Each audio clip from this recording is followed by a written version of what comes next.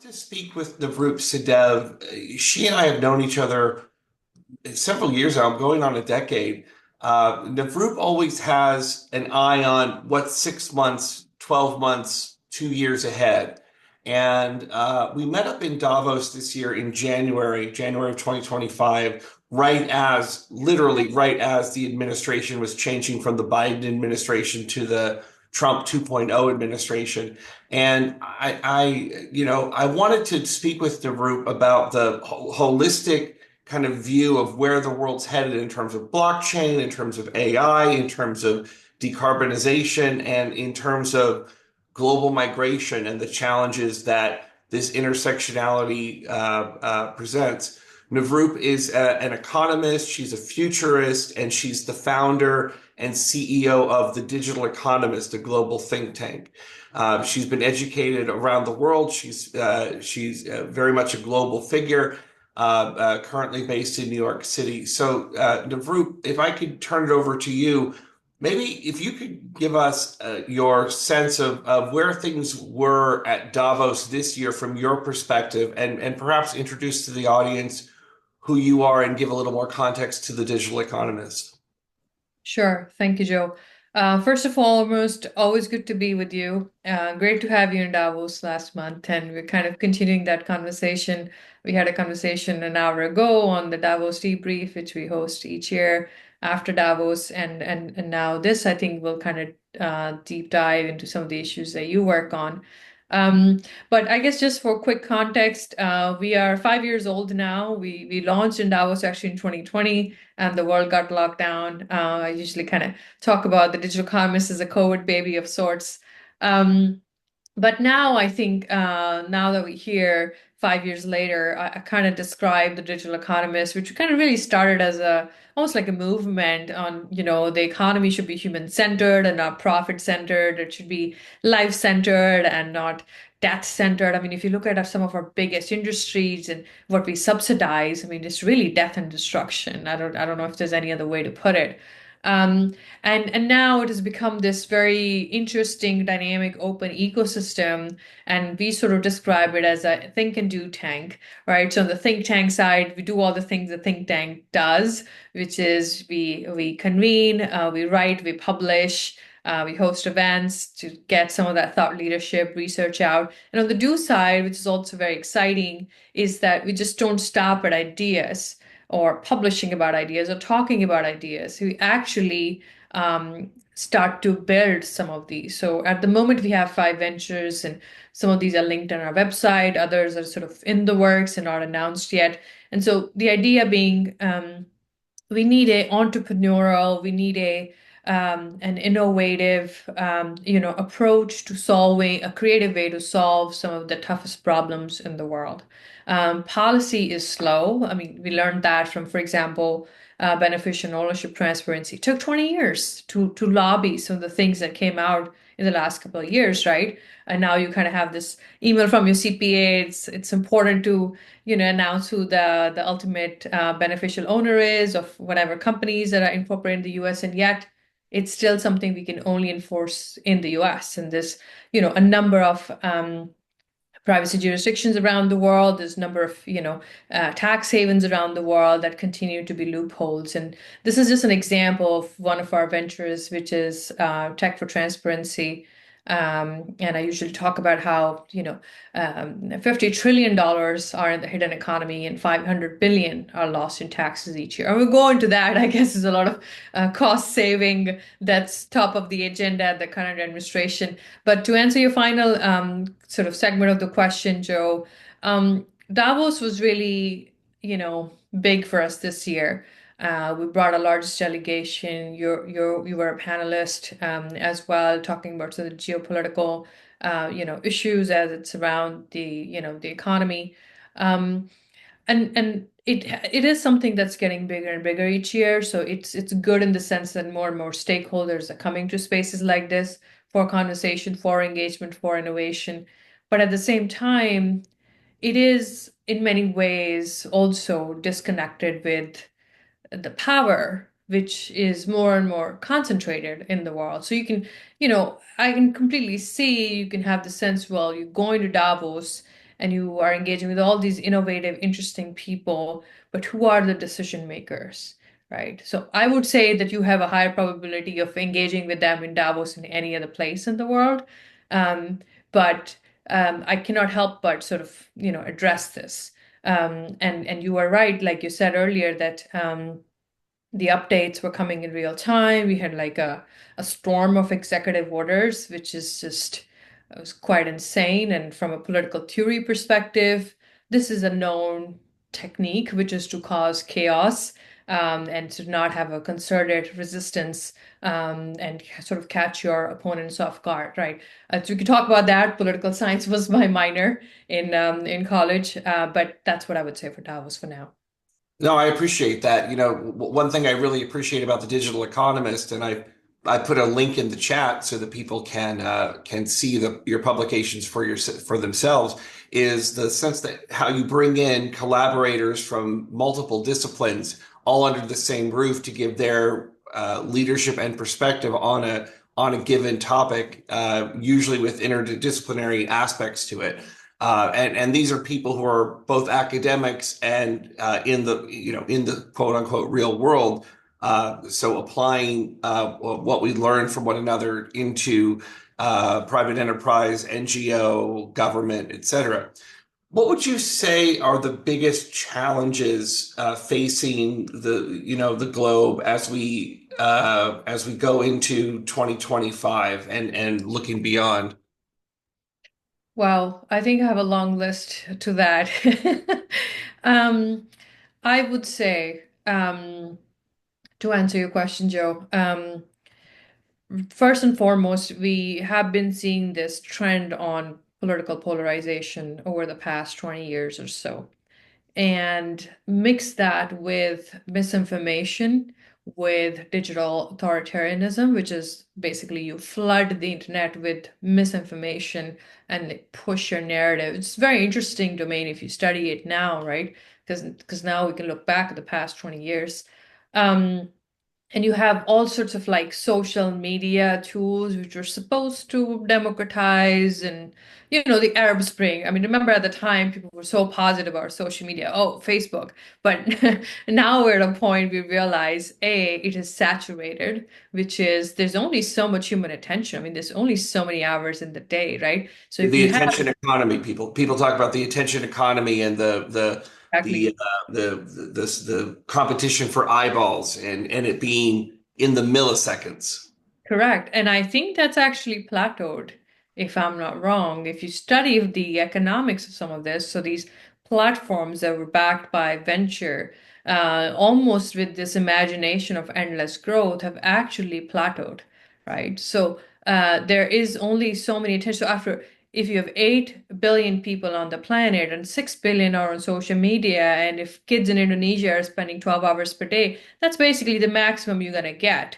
It doesn't go beyond this. Now you start to, if you want to like do more, you actually have to provide digital infrastructure to those who are actually not online, and they actually don't even have the devices to be online. They are that poor, right? So, point being, we're in this really interesting time where I think growth there has plateaued, and I was reading this very interesting analysis of Silicon Valley, which the technologies that are supported over the past 20 years or so, specifically in the last 10 years, actually saw, their profit margins or valuations, pausing and sort of not growing and the sort of the return multiple that you're looking for. And that actually turned into this um, affiliation with what is the right-wing politics, right? You had the Democratic Party that started to take more centrist positions, almost a corporatist agenda versus actually taking care of the working class, which is the basis of any economy, which is the basis of welfare state, right? And so that that has pushed the sort of the Republican Party to the so far right that we're basically back to like Germany in the 1930s, which is quite scary, I think. Um, so there goes all the science, there goes all the education, so much for safety and I think also the technologies that are involved. I mean, just to be clear, Silicon Valley ever since is growing massively with AI and robotics, right? But I think a lot of damage has been done as part of the process. So from a political economy perspective, I'm actually quite worried about the state of the world. And do we actually have enough resistance to counter some of these trends and actually come back to say, well, we are strongest when we don't leave anyone behind, when we take care of the most vulnerable, right? I mean, that's sort of what it translates to in practice. There's the tech side, which is growing and is sort of progressing unhinged. We are certainly going to see the mistakes made in the dot-com bubble and all of that repeated again. I have been warning about, as you know, about crypto for the past 10 years, just as I did some of the early research and I was excited about the tech, wait until Wall Street gets in. So now you kind of have these crypto bros aligned with the far right, and I guess that's where we draw the line, right? No, we're not looking to get the democracy taken down, right? Just because we are excited about the new technology. So I think it's a very important time for reckoning also for my profession, for economists to think about, what does it mean now that we're in this era? Let me ask you a question that I don't think we've talked about this before, but it's hot on my mind. In the 1990s, when you and I were teenagers, probably little kids, the U.S. passed a law which was the first of its kind called the Communications Decency Act of 1996, the CDA. And within the CDA, there's a notorious Section 230. And the point of Section 230 is to say that the internet providers are not liable for the content provided on their platform. So the thought at the time was, if you and I conspired to rob a bank and use a telephone to generate that conspiracy, the telephone company is not on the hook, so to speak, for the resulting violation of law. Looking back 30 years later, what did we get right and what did we get wrong in the CDA and specifically Section 230? If you had a time machine and a magic wand, would you change anything about 230? Yeah, that's interesting. I think something has to be said about the legal system in the US, first and foremost, which is instead of taking licenses and permissions, it regulates after. So in case you break something, then there will be an investigation ex post, and by that time you already have a lot of broken things, and a lot of these things cannot be repaired. Now we're talking about the federal government in that same position, but this is distinctly American, and it's also it also stems from the legal system, which is much older than some of these technology systems that we are talking about regulating.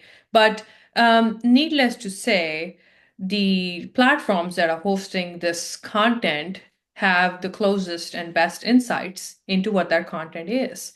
And so if we have a website, of your organization or whatever, or our organization, we know what's on the website. We decide what we put on it, right? I think you cannot also I guess, compare the user-generated content with the content that the host of the website or whatever the medium is. So that has to be differentiated.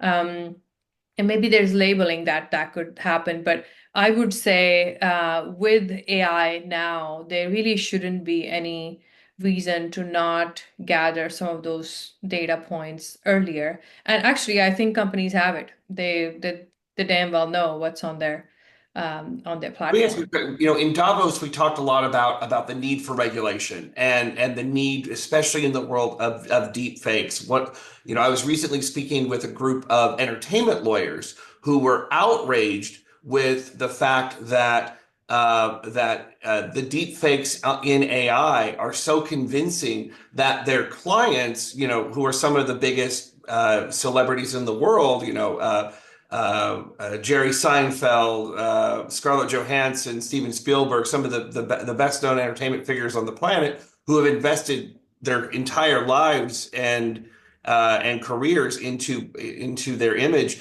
now don't have control over their image. Pornographic deepfakes and political deepfakes which are as convincing as anything you could see, are the in the space. At the same time, you have Silicon Valley, which has this anti-regulation, anti-control ethos, which has only, I think, gotten more intensified, especially in the last, especially in this new administration. So, what are the remedies in your mind, or are there remedies in the private sector as consumers, as members of the public? What can we do to shift the balance away from tech companies that don't seem to have much of an interest in privacy of, very famous, very wealthy people, let alone the regular folks like me and you? Right. I mean, it's a great question. So the word they often use is libertarian, right? So there is liberal plus authoritarian tendencies mixed together. It's a very interesting political profile if you study this from a sort of a political spectrum perspective. But what it is allegiance to profit, and that's it.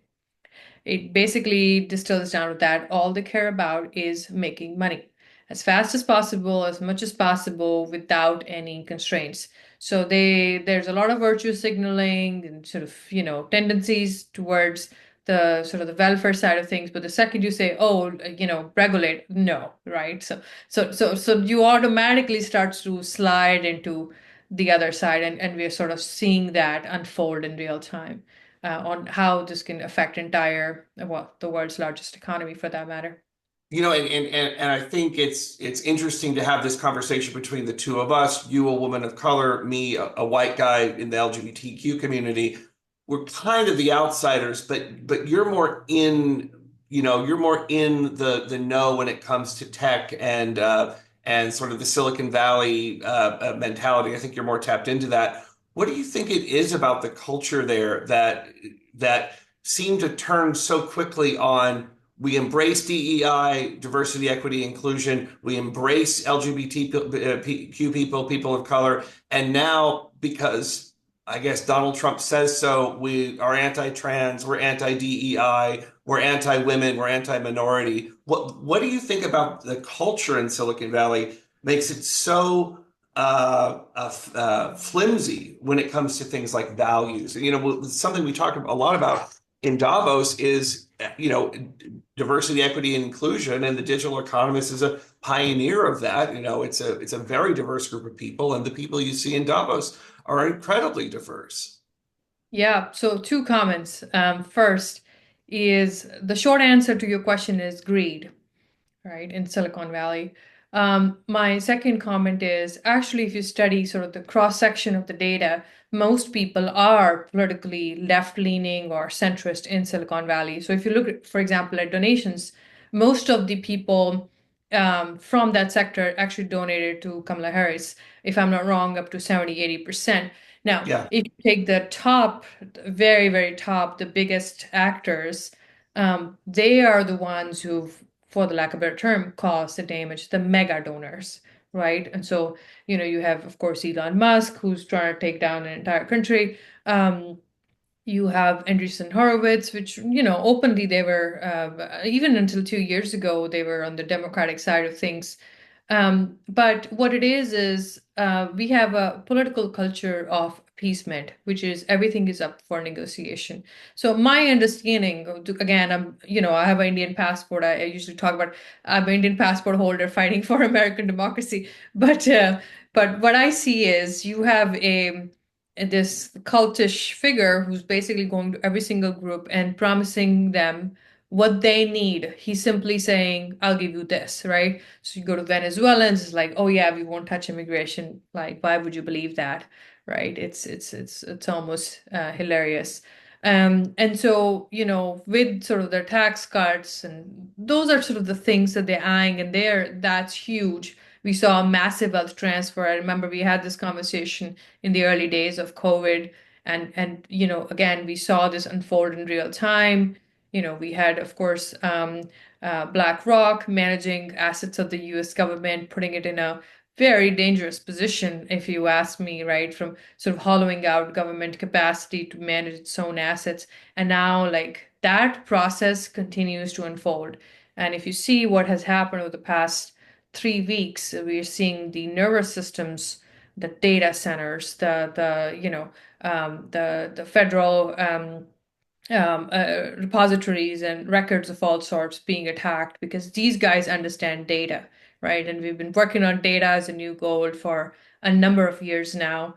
And so it's hacking I guess the government from where, something that they understand. So they're using their smarts initially to make a lot of money.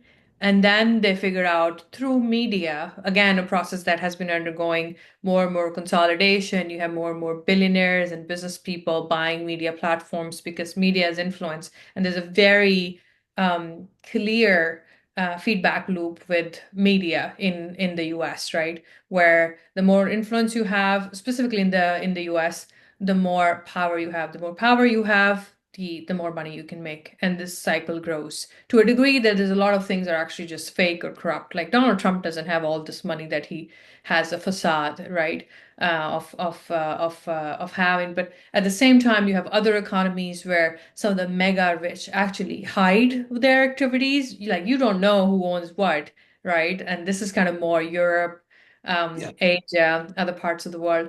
So, all of this to say, Silicon Valley is now, particularly the mega rich, aligned with the wrong side of history.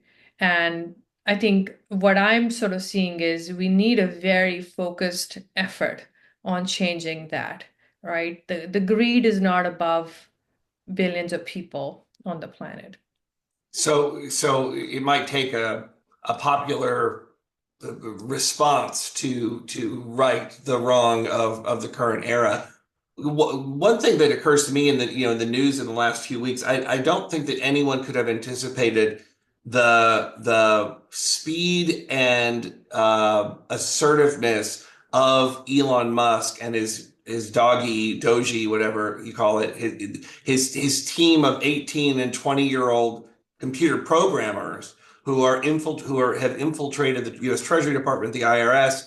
Uh, uh, they're not they're not accountants. They're not forensic accountants. They're not lawyers. They're not people trained in public policy. They are computer scientists and hackers.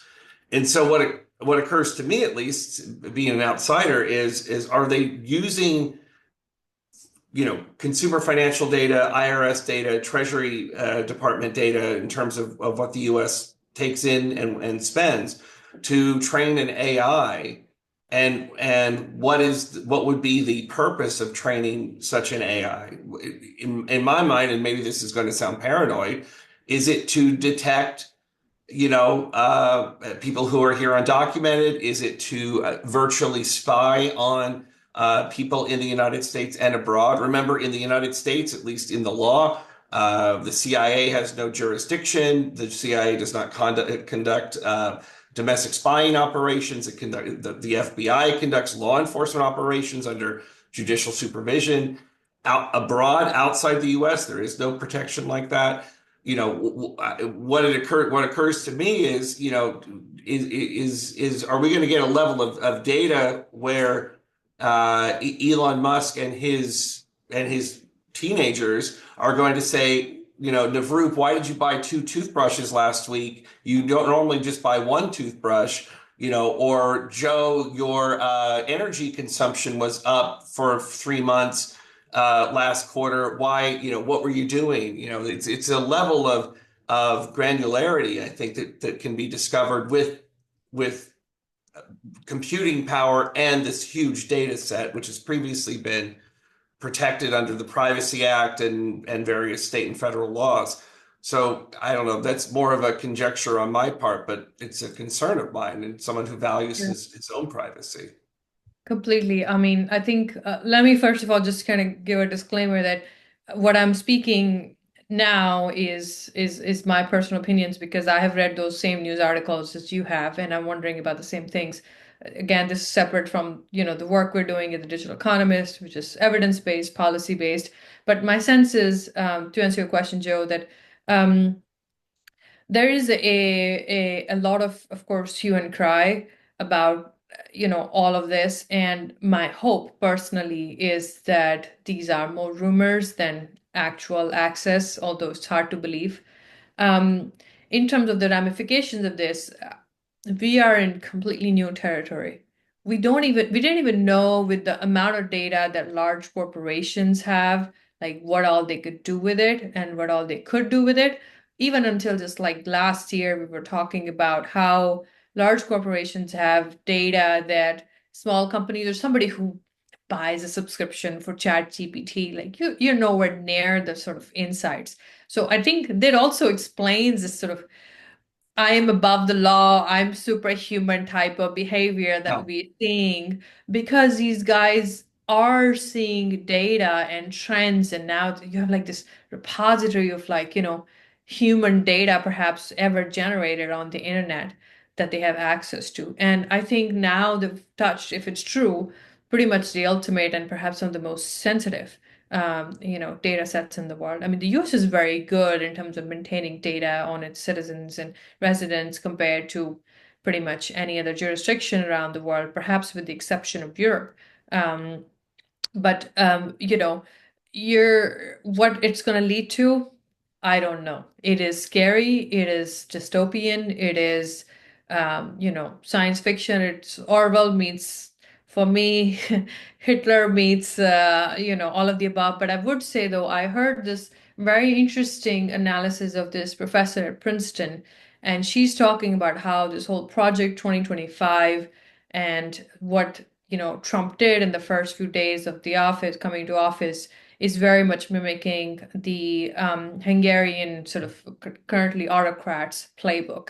And apparently, there were some agreements signed between a think tank that he sponsors or is involved with, and then the Heritage Foundation, if I'm not wrong, in DC. There's a formal agreement. So they were very much involved in sort of how do you sweep democratic institutions in the current day and age with sort of the power of data, right? And being able to sweep that off. But really, what it's saying to me is that our government institutions are also outdated. The executive branch can move fast by default, right? But also by default, Congress and judiciary can move that fast. And I think that's shaking up that whole thing. I just hope that changes and that improves. I mean, justice delayed is justice denied, right? We grew up learning this, and we can no longer delay justice. We can no longer delay response, reaction in a world where everything happens in real time. So I think we've reached that pinnacle that this all has to occur simultaneously. Yeah, you mentioned Hungary, and Hungary to me is a tipping point. In my line of work as an immigration lawyer, we usually talk about push factors and pull factors. A push factor might be, if you are say living in Central America and you are the mother of a 12-year-old girl who's being coerced, maybe under, threatened or extorted into child sex trafficking. A push factor might be the same mother of a 12 or 13-year-old boy being pushed into narco trafficking. That's a push factor. You want to get out of that situation. Pull factor, better salaries, better opportunities. The standard of living in the West is higher than the standard of living in the global South. It shouldn't be that way, but it is. And even my European clients will tell me about the pay scales in France, the pay scales in the United Kingdom, pay scales certainly in places like Spain or like Italy.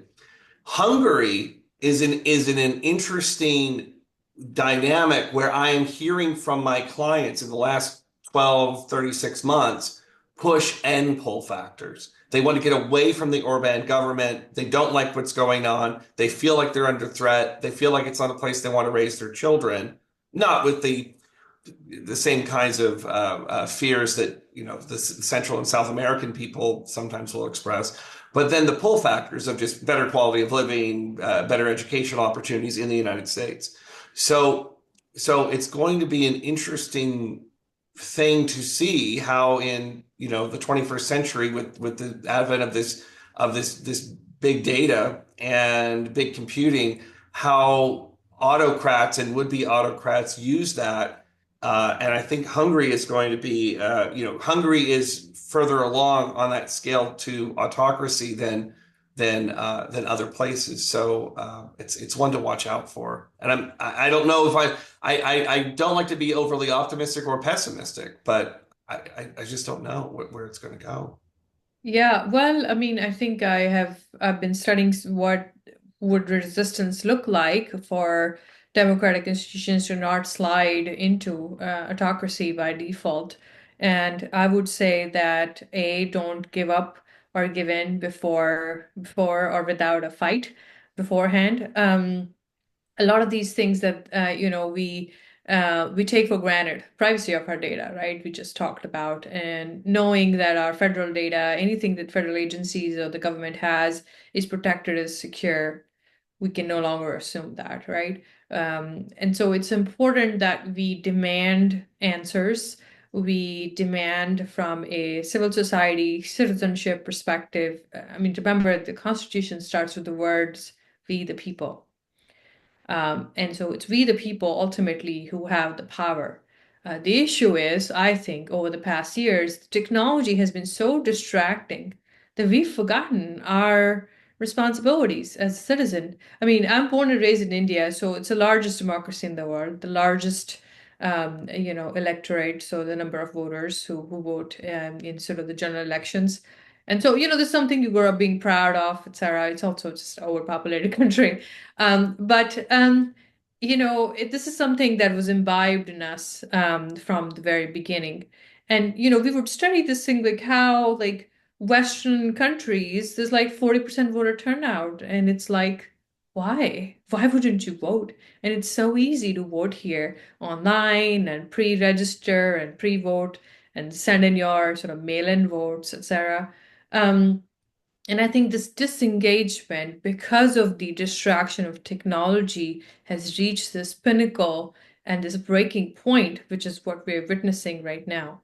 Like, where is people's attention going? So these things are all interrelated, right? Where are they spending their time? And the other thing is, our population is woefully undereducated, you know?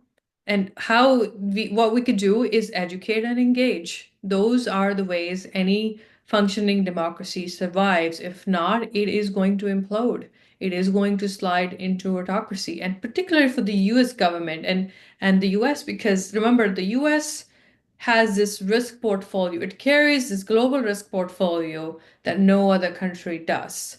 So it's very easy for it to, for the lack of a better term, implode, right? For example, securing the global oceans, getting involved in every regional conflict on every continent, right? And threat of terrorism, security, all of those above. So this sort of global policing role that the US has been playing, particularly since after 1990s, start of the, Cold War era, or I should say the end of the Cold War era, where, the US sort of dominance of the world was very much established, comes with all these responsibilities. You cannot have this role externally with your own population not knowing what your rights are, what your duties are as a citizen, and I think education is a big problem too, because I don't know what we're teaching our kids, but they clearly don't know some very basic things, right? It's not an attack, it's an observation, because I was educated in the Indian system, and some of the math we were doing in middle school, they were teaching at master's level, and it's like, are you serious? You know? And so there's sort of, that issue, and that's again, which is what immigration plugs, which is what you work on. Is we have a massive shortage of STEM educated, young professionals. And I think the biggest draw for the US are two things. A, it attracts the best talent in the world, and B, it has growth capital, right? It's from a venture perspective, from a business perspective. And as long as these two things are here, people would always be drawn to the US, and Hungary included. But I also just don't think it's a long-term solution. So what are we going to do? Everybody's just going to leave and want to be in the US while the Americans start to hate immigrants who, by the way, bring some of the best things to the country. Like, what are we going to do, right? I think, yeah, I think we're at this very weird and interesting inflection point. I have a non sequitur topic that I've been meaning to ask you about. because I don't understand this world as well as you do. What is the purpose of the of all the bot accounts on social media? It kind of feeds into that dead internet theory. Why can you, 10 years ago you'd go onto Facebook and you'd see cat pictures and food pictures and I just went to this concert and I had a good time. Here's a picture of that, or here's me and my friends celebrating someone's birthday. Now it's all bot accounts. What is the purpose of that? Who obviously there's a lot of electricity and a lot of computing power and someone's doing it. Why are they doing that? Oh, I think honestly, it's a straightforward one for me and explain why. There's a very clear neurological, neurobiological reason for it. What you perceive as, being everywhere changes your perception of it. So, for example, um, the LGBTQ community is 1% of the US population, right? It truly is a minority. And it's so much in the news, and everybody's after taking away the rights of our LGBTQ communities because the perception is, oh, they're all, this or that, whatever. Same thing. Another study, let me quote this. If there's 33% women in the room, men perceive it as a women-dominated room. No kidding. 3%. Right. 33%. 33%. So, perception is everything because you're at a point where the truth is suspended. And this is not new. I mean, this is the way the human brain works. I mean, there's only so much complexity it can hold. There's only so many data points it can hold. There's only so much pattern detection it can do. It is not representative of reality. And this is where, again, education comes in, where you being trained in the scientific method comes in. We used to analyze big data. Data doesn't tell you that. People perceive that the quality of education, or I should say, quality of life is getting lowered because of inflation or whatnot. That is not true, right? This is not what data tells us. People think that, oh, we are somehow equal, or, as economic, I don't know, if you get a small tax refund, that this is going to equalize some of the stakes. The truth is, the inequality in the world is way off the charts. It's pre-World War One level, and it has been, and it's only getting more skewed towards the very top. So unless you study trends as a whole, you don't have a sense of what is true, what is not. And So the bot accounts are there to promote a product, promote a website, promote an create a individual. perception and make you react to that perception as if that is the reality, but it's not. Most people are not going to go online and check every last thing. You humanly cannot do it.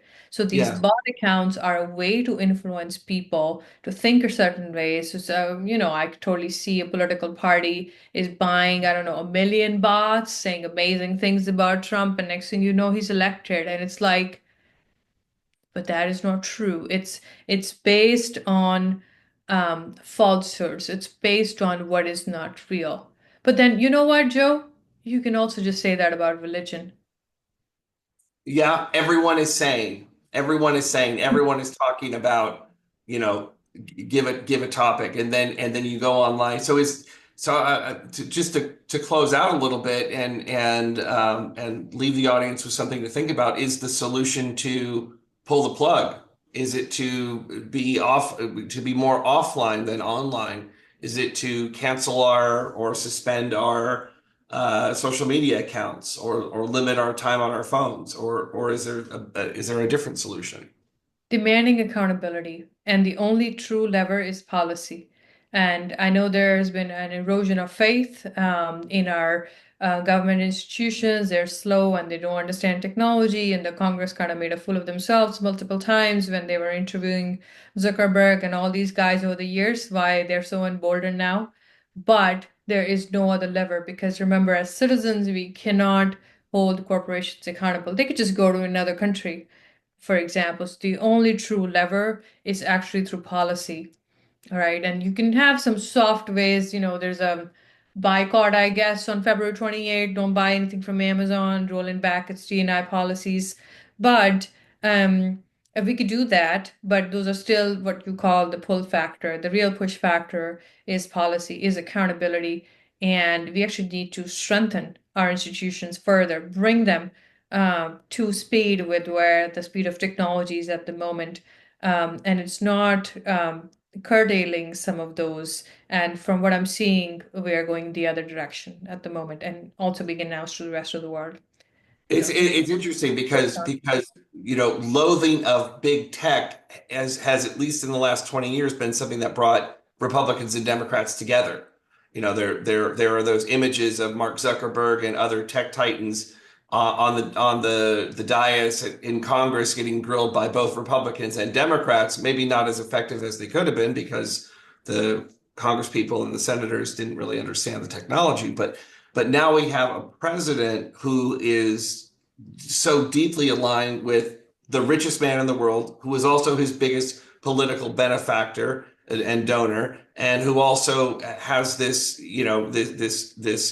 obsession with technology to the point he wants to put microchips in people's brains. I think to leave that thought is if you're worried about technology, if you're worried about disinformation, get involved and push back on this tide of big tech and lack of accountability. yeah, I would say from an individual perspective, don't believe what you just see because it's very hard to now know what is true from what is false. At least check a few sources. If it's something that impacts you or you're like, is that really real? Could this happen? Definitely check a few sources. There are, of course, long-term, long-running institutions from a journalistic perspective, reliable sources that you can check. That's the first thing. Don't perpetuate rumors. It's causing a lot of damage. Remember, women were being burnt alive because of rumors not too long ago, as a refresher from memory.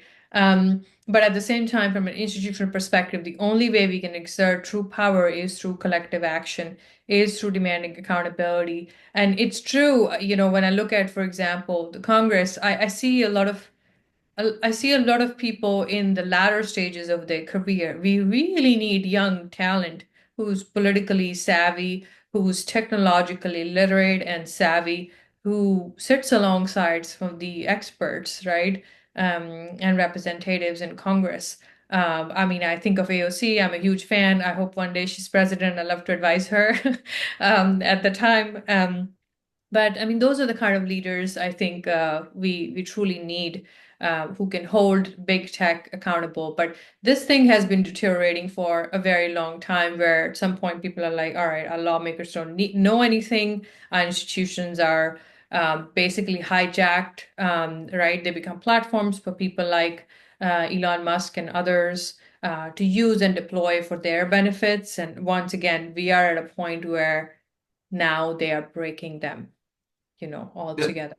Navroop, thank you so much for joining me today. I really appreciate it. I'll send a video to everyone who registered in case you didn't catch the first part of our conversation. Just as a preview, next week we're going to be speaking to another expert in a very different area. Heather Poole we'll be talking to. She's a certified immigration lawyer here in California. What happens when ICE shows up to your school, to your home, to your place of work? We're trying to educate people from a macro perspective, from a local perspective. What are people's rights?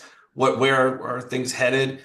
Navroop's website, if you want to learn more, is thedigitaleconomist.com. I'll put a link in the follow-up email. Navroop, thank you so much for your time today. I appreciate it. Thank you, Joe. Appreciate it. Always good to connect here and chat more. All right, bye. Thank you. Bye.